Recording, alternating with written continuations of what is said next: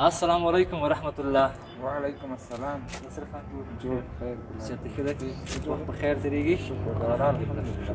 څنګه دا سپیکر کې ولاړ وې؟ والله دا سپیکر وړی وم چې د برات شپه را روانه ده جمعې په شپې باندې، نو ملا صاحب داسې وویل چې جمعې په شپه برات شپه ده، نو داسې پوه نه شوم چې جمعې په شپه باید موږ ته څه کول پکار دي، څه باید وکړو برات په شپه باندې.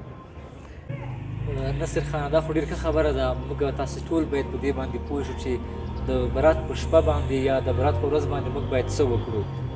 دا چې د جمعې په شپه باندې د برات شپه ده، نو موږ تاسې ټول باید د شپې 2 رکعته نفل وکړو، سورت یاسین ووایو او ورپسې د الله تعالی نه د کامل ایمان دعا وغواړو، او په دوهم قدم کې 2 رکعته نفل باید بیا وکړو او سورت یاسین تلاوت کړو او د الله تعالی نه د پراخ رزق دعا باید وکړو، او دریم بیا باید 2 رکعته نفل وکړو او سورت یاسین تلاوت کړو او د الله تعالی نه د لوی عمر دعا وغواړو. او په همدغه شپه باندې د ټولو انسانانو عملونه الله تعالی ته وړاندې کېږي.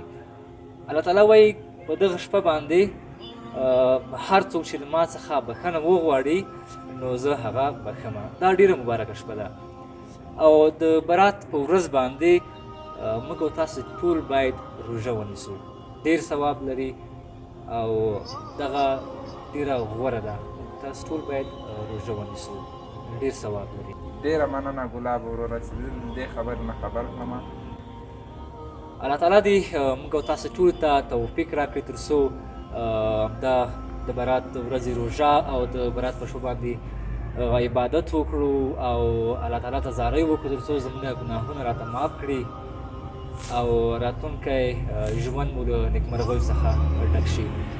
السلام علیکم ملګرو، په همدې هیله چې روغ جوړ او صحتمند به وئ. ویډیو مو تر پایه کتلې وي.